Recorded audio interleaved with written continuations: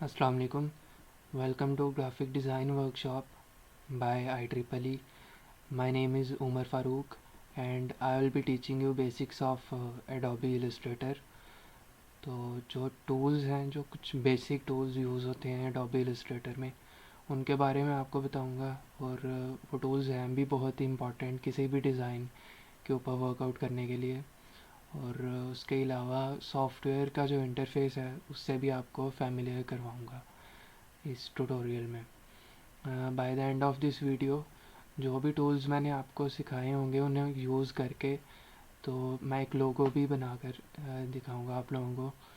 तो by using this software आप लोग अपने लिए काफ़ी डिज़ाइनिंग टास्क्स जो हैं वो कर सकते हैं। फॉर एग्ज़ाम्पल आप चार्ट्स बना सकते हैं, डायग्राम्स बना सकते हैं और अपनी प्रेजेंटेशंस को इफ़ेक्टिव बना सकते हैं।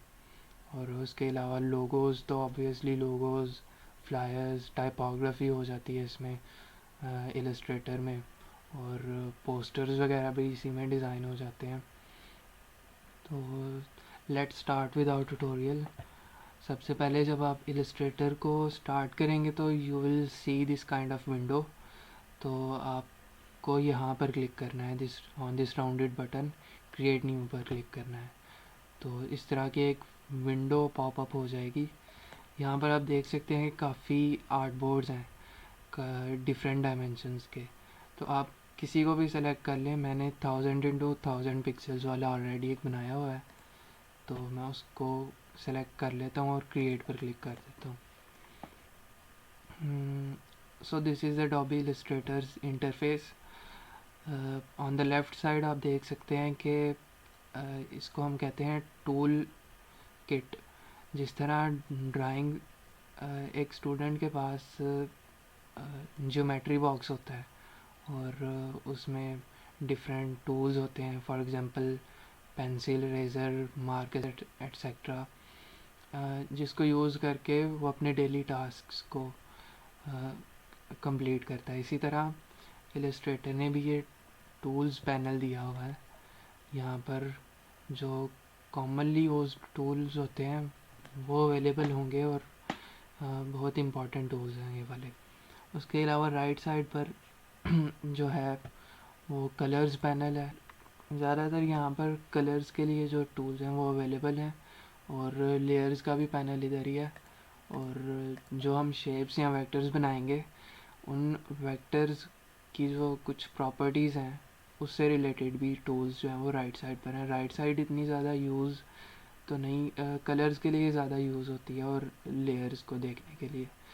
ऑन द टॉप कुछ टैब्स हैं, file, edit, object, type, select, effect, view, window.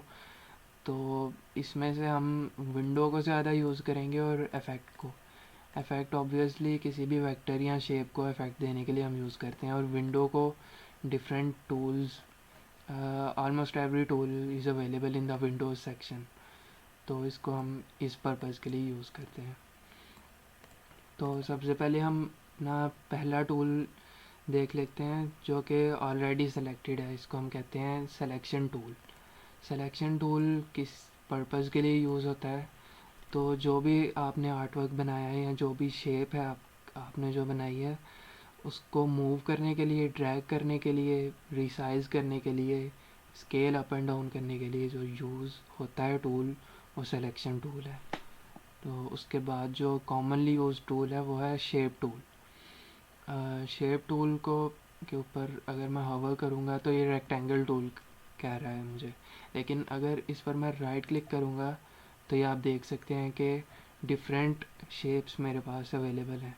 अभी मैं रेक्टेंगल को ही सिलेक्ट करता हूँ और ये मैंने एक रेक्टेंगल जनरेट कर दिया। अब इस रेक्टेंगल के डिफरेंट इसके दो पार्ट्स हैं। एक तो है इनर पार्ट जिसको हम फिल कहते हैं, और आउटर पार्ट जो कि इसकी बाउंड्रीज़ हैं उसको हम कहते हैं स्ट्रोक। तो स्ट्रोक को मैं थोड़ा सा बढ़ा देता हूँ ताकि आपको नज़र आ जाए। तो ये जो आउटर पार्ट और इसकी बाउंड्रीज़ ब्लैक कलर में है ना, जो वो इसकी स्ट्रोक है रेक्टेंगल का। और जो इनर पार्ट है उसको हम कहते हैं फिल। और ये दोनों चीज़ें इस साइड पर लेफ़्ट पैनल में हमारे पास अवेलेबल है। अभी मैंने फिल को सेलेक्ट कर लिया है। अगर मैं इस पर डबल क्लिक करूँगा तो मैं इसके कलर्स को भी चेंज कर सकता हूँ। अभी मैं इसका कलर जो है वो लाइट पिंक कर देता हूँ। और ये देखें, अब मेरे जो फिल का जो कलर है वो चेंज हो गया है, लेकिन स्ट्रोक का कलर वही है, क्योंकि स्ट्रोक को मैंने अभी तक सेलेक्ट ही नहीं किया। अब मैं इसको स्ट्रोक को भी सेलेक्ट करूँगा और इसका कोई भी ब्लू कलर ले लेते हैं। तो इसको सेलेक्ट करके ब्लू कलर ले लेते हैं स्ट्रोक का, ओके कर देते हैं। और ये देखें, अब स्ट्रोक का कलर भी चेंज हो गया है। तो इस तरह से हम अपने आर्ट वर्क के कलर्स चेंज कर सकते हैं। अब मुझे अगर कॉपी चाहिए इसी रेक्टेंगल की, सेम एग्जैक्ट यही डायमेंशंस की हो, तो मैं क्या करूँगा कि इसके ऊपर हवा को करूँगा माउस को और साथ में आल्ट प्रेस कर दूँगा। अब मैंने आल्ट प्रेस किया हुआ है और इसी रेक्टेंगल को अब मैं ड्रैग कर देता हूँ। तो ये मेरे पास एक कॉपी बन गई है इसी रेक्टेंगल की। अभी मैंने क्या किया है कि मैंने क्लिक किया इस रेक्टेंगल के ऊपर और फिर आल्ट प्रेस करके तो अपने जो क्लिक है उसको ड्रॉप कर दिया। जैसे ही मैंने ड्रॉप किया, एक मिनट मैं इसको डिलीट करता हूँ पहले, डिलीट प्रेस करके। सिंपल आप डिलीट प्रेस करेंगे तो ये डिलीट हो जाएगा। अब देखें, मैंने इस रेक्टेंगल के ऊपर क्लिक किया और आल्ट प्रेस किए हुए मैंने ड्रैग किया। जैसे ही मैं ड्रॉप करूँगा तो मेरे पास कॉपी बन जाएगी। अब अगर मैंने इस रेक्टेंगल को के साइज़ को चेंज करना हो, फॉर एग्ज़ाम्पल ये वाले को मैं एक मिनट डिलीट कर देता हूँ। फॉर एग्ज़ाम्पल अगर मैंने इस रेक्टेंगल को स्केल अप करना है या स्केल डाउन करना है, तो आप ये देख सकते हैं जब मैं ड्रैग करता हूँ तो इसकी विड्थ जो है वो कभी ज़्यादा हो जाती है और हाइट कम रह जाती है, और कभी हाइट ज़्यादा हो जाती है और विड्थ कम रह जाती है। मतलब ये प्रोपोर्शनली स्केल अप और डाउन नहीं हो रहा। तो इसका सॉल्यूशन जो है वो है शिफ्ट की। अब मैंने शिफ्ट की को प्रेस कर दिया है तो आप देख सकते हैं कि इसके जो डायमेंशन है, मतलब जो विड्थ और हाइट की जो रेशो है वो इंटैक्ट है, वो चेंज नहीं हुई। अब मैं इसको स्केल अप कर सकता हूँ और स्केल डाउन भी कर सकता हूँ, और इसकी जो डायमेंशंस है वो सेम रहेंगे, वो मल्टीपल्स ऑफ द ओरिजिनल्स हो जाएंगे इस तरह से। तो ये तो था रेक्टेंगल। अब हम बनाते हैं एक इलिप्स से। अच्छा, अब मैंने इलिप्स टूल लिया है तो जब मैं माउस को ड्रैग करूँगा तो ये मुझे एक ओवल शेप बनाकर दे देगा, लेकिन मुझे एक सर्कल चाहिए। तो मैं क्या करूँगा कि शिफ्ट की को प्रेस करूँगा और फिर ड्रैग करूँगा अपने माउस को क्लिक करके। तो फिर ये क्या करेगा, हाइट और विड्थ की जो रेशो है वो सेम रखेगा और इस तरह से हमारे पास एक सर्कल जनरेट हो जाएगा। तो ये तो थी शेप्स और ये था शेप टूल। और अब मैंने अगर सर्कल को सेलेक्ट किया हुआ है और अब अगर मैंने रेक्टेंगल को भी सेलेक्ट करना है तो इसके दो ऑप्शंस हैं। एक तो मैं इस तरह ड्रैग करके दोनों को सेलेक्ट कर सकता हूँ। सेकंड ऑप्शन इज़ कि मैंने सर्कल को सेलेक्ट कर लिया और अब मैंने शिफ्ट की को प्रेस किया और फिर रेक्टेंगल को भी सेलेक्ट कर लिया। तो अब भी मेरे पास दोनों सेलेक्ट हो चुके हैं। और कन्वीनियंट मेथड यही है कि शिफ्ट की को यूज़ करके सेलेक्शंस की जाए। मैंने पहले रेक्टेंगल को सेलेक्ट किया और फिर शिफ्ट प्रेस करके सर्कल को सेलेक्ट किया। और ये वाला मेथड क्यों कन्वीनियंट है ये मैं अभी बताता हूँ। इसकी हम एक कॉपी ले लेते हैं सर्कल की और सर्कल को छोटा कर देते हैं इस तरह। अब मैंने सर्कल को सेलेक्ट करना है और साथ में रेक्टेंगल को, बड़े वाले सर्कल और रेक्टेंगल को सेलेक्ट करना है। तो अब अगर मैं ड्रैग करूँगा तो ये तीनों सेलेक्ट हो जाएंगे। मैं इसको मूव करता हूँ तो ये तीनों चीज़ें मूव हो रही हैं, लेकिन मुझे सिर्फ ये वाला सर्कल सेलेक्ट करना है, बड़ा वाला, और रेक्टेंगल। तो मैं क्या करूँगा कि सर्कल के ऊपर प्रेस करूँगा एंड देन शिफ्ट की प्रेस करके रेक्टेंगल को सेलेक्ट कर लूँगा। अब जब मैं मूव करूँगा तो सिर्फ यही दो मूव हो रहे हैं। तो इस तरह जब आपका कॉम्प्लेक्स आर्टवर्क होगा तो ये वाला ऑप्शन ज़्यादा कन्वीनियंट होगा कि शिफ्ट की को यूज़ करके तो आप चीज़ें सेलेक्ट कर लें। इसको मैं डिलीट कर देता हूँ। और अब हम देखते हैं कि जब मैं रेक्टेंगल के ऊपर क्लिक किया हुआ है मैंने, तो ऊपर कुछ ऑप्शंस आ रहे हैं। ये ऑप्शंस जो हैं ये अलाइनमेंट के ऑप्शंस हैं। अब इसको अब मैंने अगर रेक्टेंगल को आर्ट बोर्ड के सेंटर में अगर अलाइन करना है तो मैं इसको हॉरिजॉन्टल अलाइन सेंटर वाले ऑप्शन को क्लिक कर दूंगा तो ऑटोमेटिकली आर्ट बोर्ड के सेंटर में हॉरिजॉन्टली अलाइन हो जाएगा। और अब मैंने इसको वर्टिकली भी अलाइन करना है तो उसका भी ऑप्शन इधर अवेलेबल है, वर्टिकली भी अलाइन। अब ये आर्ट बोर्ड के सेंटर में है। अब मैं कंट्रोल 0 अगर प्रेस करूँगा तो आर्ट बोर्ड एडजस्ट हो जाएगा टू इट्स ओरिजिनल प्लेस। तो अब मैंने सर्कल को भी इसी तरह अलाइन करना है। पहले मैं हॉरिजॉन्टली सेंटर अलाइन करूँगा और फिर वर्टिकली। इस तरह ये दोनों मेरे पास अलाइंड हो चुके हैं। अब जो सेकंड थिंग है अबाउट अलाइनमेंट वो ये है कि अगर मैंने इस सर्कल को आर्ट बोर्ड के नहीं बल्कि इस रेक्टेंगल के अंदर अलाइन करना है, रेक्टेंगल के सेंटर में अगर मैंने अलाइन करना है, तो अब मैं क्या करूँगा कि पहले इन दोनों को मैं सेलेक्ट कर लूँगा, रेक्टेंगल को भी और सर्कल को भी। और जिस शेप के अंदर मैंने अलाइन करना है मैं उसको सेलेक्ट कर लूँगा। तो मैंने रेक्टेंगल को सेलेक्ट कर लिया और सर्कल भी ऑलरेडी सेलेक्टेड है। तो जब मैं इसको हॉरिजॉन्टल अलाइन सेंटर करूँगा तो सर्कल जो है वो मूव हो जाएगा, रेक्टेंगल के हॉरिजॉन्टली अलाइन हो जाएगा। और अब मैं इसको वर्टिकली भी अलाइन कर दूँगा। तो अब ये दोनों अब जो सर्कल है वो रेक्टेंगल के अंदर रेक्टेंगल के सेंटर में अलाइन हो चुका है। तो ये था अलाइन टूल। और जो इम्पोर्टेंट टूल है हमारे पास, मैं एक मिनट रेक्टेंगल और सर्कल दोनों को डिलीट कर देता हूँ। इम्पोर्टेंट टूल है शेप बिल्डर टूल। अभी मैं एक शेप ले लेता हूँ सर्कल और उसकी एक कॉपी ले लेता हूँ। एक कॉपी ले ली मैंने और अब मैं इन दोनों सर्कल्स को आपस में ओवरलैप करवा देता हूँ। ये मैंने करवा दिया इन्हें ओवरलैप। और अब मैं लूँगा यहाँ से this one shape builder tool. सबसे पहले इन दोनों को सेलेक्ट कर लें और फिर मैंने ले लिया शेप बिल्डर टूल। अब शेप बिल्डर टूल हमें दो फीचर्स देता है। एक तो ये देता है कि एक जो फीचर जो है वो है इसका मर्जिंग, मतलब जो पार्ट दो शेप्स का ओवरलैप कर रहा है वो उन दोनों को मर्ज कर देगा और एक अलग शेप बना देगा।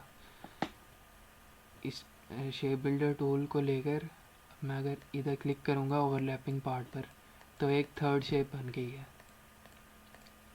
इसको मैं ड्रैग भी कर सकता हूँ।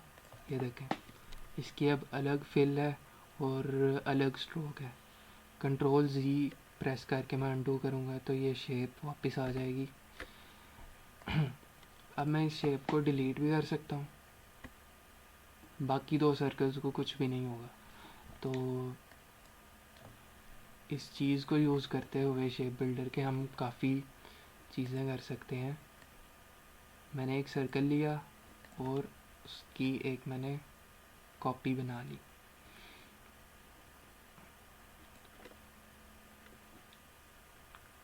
इसको इस वाले सर्कल को छोटा कर देते हैं। अब एक और सर्कल लिया मैंने, आल्ट प्रेस करके मैं कॉपीज़ ले रहा हूँ सर्कल की। ये मैंने एक और कॉपी बना दी। दोबारा आल्ट प्रेस करके एक और कॉपी बना दी मैंने और इसके साइज़ को मैं डिक्रीज़ कर दूँगा।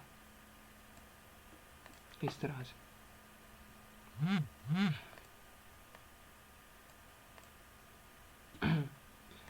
अब इन सब सर्कल्स को सेलेक्ट करके शेप बिल्डर टूल पे मैं जाऊंगा और माउस को यहाँ ड्रैग कर दूंगा इस तरह से। तो ये हमारे पास एक क्लाउड की तरह का एक शेप बन गया। मैं 1 मिनट एक सही वाला क्लाउड बनाता हूँ। यहाँ से लेते हैं एक line segment tool. Line segment tool क्या करता है कि सिंपली एक लाइन क्रिएट कर देगा। तो मैंने लाइन क्रिएट कर दी और अब मैं शेप टूल से इलिप्स टूल लूँगा और शिफ्ट प्रेस करके तो सर्कल बना दूँगा।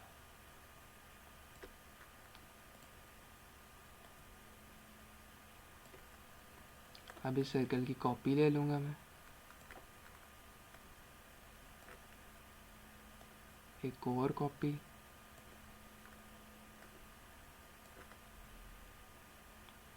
और इस छोटे वाले सर्कल की भी एक कॉपी लेकर इधर प्लेस कर देते हैं। इसको थोड़ा छोटा कर देते हैं।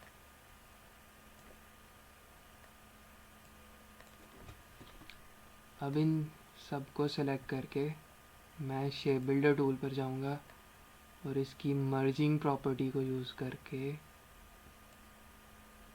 तो ये देखें हमने एक क्लाउड बना लिया है।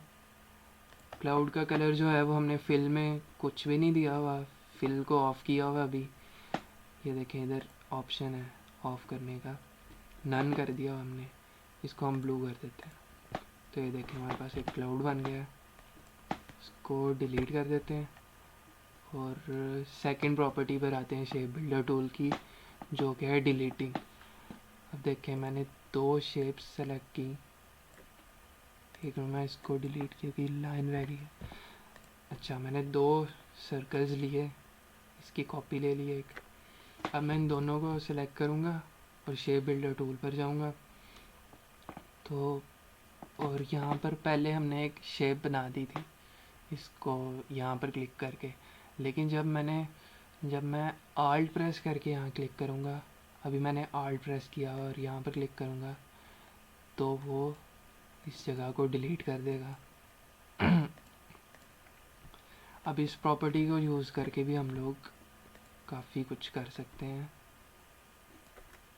ये मैंने ले लिया एक सर्कल, इसी की एक कॉपी ले लेंगे इस तरह से, और इन दोनों को सिलेक्ट करके तो अब मैंने आल्ट प्रेस किया शेप बिल्डर टूल लेकर, और जो स्पेस मुझे नहीं चाहिए वहाँ पर ड्रैग करूँगा मैं माउस को और इसकी डिलीटिंग प्रॉपर्टी को यूज़ करके हमने ये एक क्रीसेंट बना ली। तो ये तो हो गया शेप बिल्डर टूल। ओके, सो अब जो मैंने टूल्स आप लोगों को सिखाए हैं अभी इन्हीं को यूज़ करके हम एक लोगो डिज़ाइन करते हैं। तो मैं जाऊंगा शेप बिल्डर टूल पर, शेप टूल पर, और यहाँ से लूँगा एक रेक्टेंगल।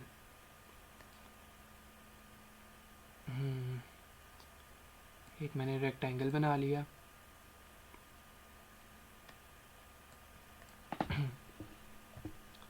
मैं दोबारा इधर जाऊंगा, राइट क्लिक करूंगा और एलिप्स टूल ले लूँगा।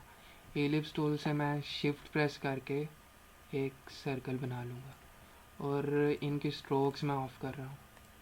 इसकी भी स्ट्रोक ऑफ और इसके भी ऑफ। तो अब इस रेक्टेंगल की जो हाइट है, यहाँ पर ऊपर ट्रांसफॉर्म पैनल से हमें इसकी हाइट का पता चल जाएगा। इसकी हाइट है 233, हम रख लेंगे इसको 230, एंटर कर देंगे और जो रेक्टेंगल की जो हाइट है हम सर्कल के डायामीटर को उसका डबल ले लेंगे। 230 थी तो हम तो जो सर्कल का जो डायामीटर है वो हम 460 रख लेंगे। डायामीटर मतलब हाइट इसकी 460। ओके, अब इसका कलर चेंज कर देंगे ताकि हमें पता चल जाए, डिफरेंस क्रिएट हो जाए दोनों में। अच्छा, जूम इन और जूम आउट इलस्ट्रेटर में कैसे करते हैं? आल्ट प्रेस करके, आल्ट की को प्रेस करके, तो आपका जो माउस है उसको आप स्क्रॉल अप और स्क्रॉल डाउन जब करेंगे तो ये जूम इन और जूम आउट कर देगा। और अगर आप लैपटॉप यूज़ कर रहे हैं तो you can use the control की, कंट्रोल प्लस, कंट्रोल माइनस। मतलब कंट्रोल की को प्रेस करके जब आप प्लस पे क्लिक करेंगे तो ये जूम इन हो जाएगा, और माइनस पे करेंगे तो जूम आउट हो जाएगा। तो इस तरह से मैं जूम इन कर लूँगा इसको।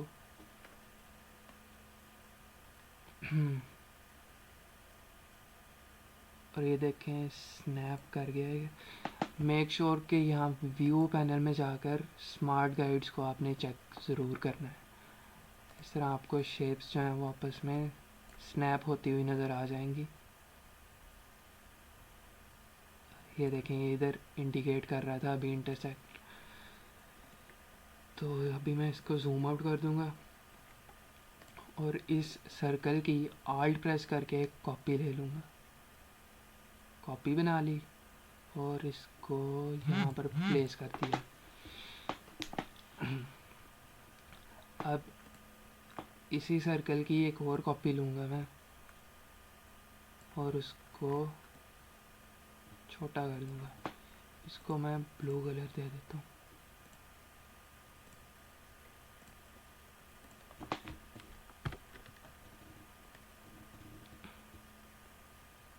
इसको यहाँ पर प्लेस कर देंगे और इसको ड्रैग करके यहाँ तक ले आएंगे।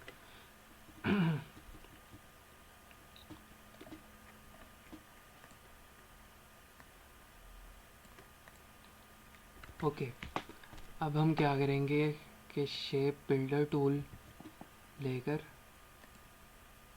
तो जो जो पार्ट्स हमें चाहिए वो इसकी मर्जिंग प्रॉपर्टी को यूज़ करके उन पार्ट्स पे हम ड्रैग कर देंगे, और जो पार्ट्स नहीं चाहिए आल्ट प्रेस करेंगे और वहाँ पर ड्रैग कर देंगे उन पार्ट्स पर, तो वो चीज़ें डिलीट हो जाएंगी। अब हमारे पास एक ये शेप बन गई है। इसको मैं शिफ्ट प्रेस करके स्केल डाउन कर दूंगा और इसकी एक कॉपी ले लेंगे हम लोग आल्ट प्रेस करके। कॉपी ले ली। अब यहाँ पर एक टूल है रोटेट टूल, इसके ऊपर मैं डबल क्लिक करूँगा और इस शेप को सेलेक्ट करके मैं यहाँ पर डबल क्लिक करूँगा और इसको मैं रोटेट करूँगा 180 डिग्रीज़। ओके, अब दोबारा से सिलेक्शन टूल सेलेक्ट करूँगा मैं और इसको ड्रैग कर दूँगा फर्स्ट शेप के साथ।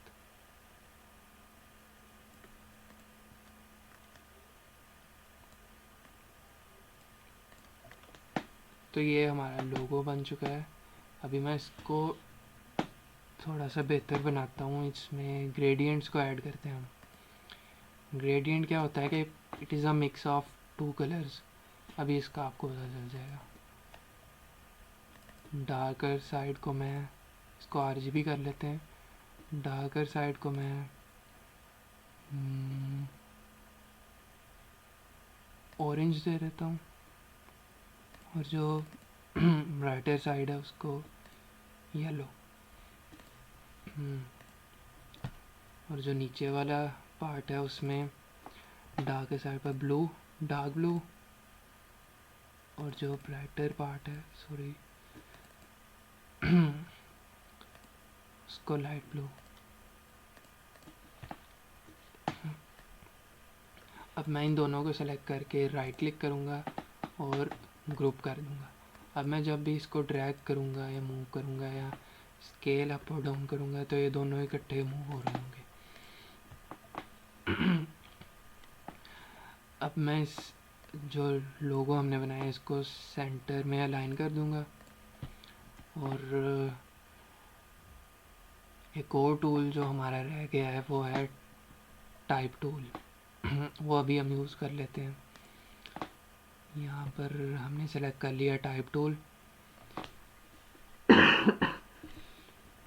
और टाइप टूल को यहाँ पर क्लिक करेंगे और इसको स्केल अप कर देंगे बाय प्रेसिंग शिफ्ट। शिफ्ट को ज़रूर प्रेस करना है जब भी आपने कुछ भी रीसाइज कर रहे होंगे। तो टेक्स्ट को सिलेक्ट कर लेंगे, कोई भी कंपनी का नाम सोच लें, मतलब stop motion. Stop motion. Font अच्छा नहीं लग रहा तो हम फ़ॉन्ट को चेंज कर देंगे, फ्यूचरा मीडियम। ओके, ये अच्छा लग रहा है, इसको ले लेंगे हम। और इसी की टेक्स्ट की कॉपी ले लूँगा मैं, एक आल्ट प्रेस करके, और स्टॉप मोशन स्टूडियोज़ को हम के टेक्स्ट को हम थोड़ा सा स्केल डाउन कर देंगे और इसके फॉन्ट को भी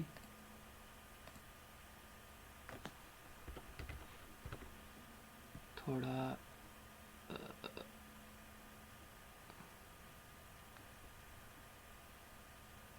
रेगुलर नहीं है, लाइट कर देंगे इस तरह से। अब इसको सेंटर में अलाइन कर देंगे।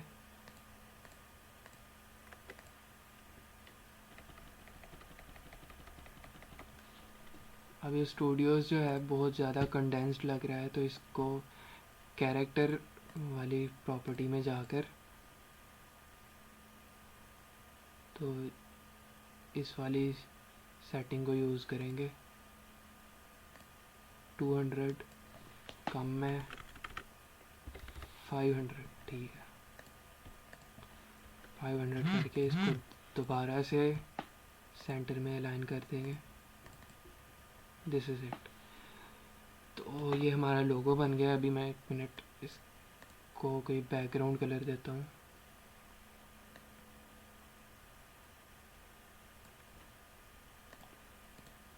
रेंज सेंड टू बैक एक ऑप्शन ये है, और सेकंड ऑप्शन है, 1 मिनट,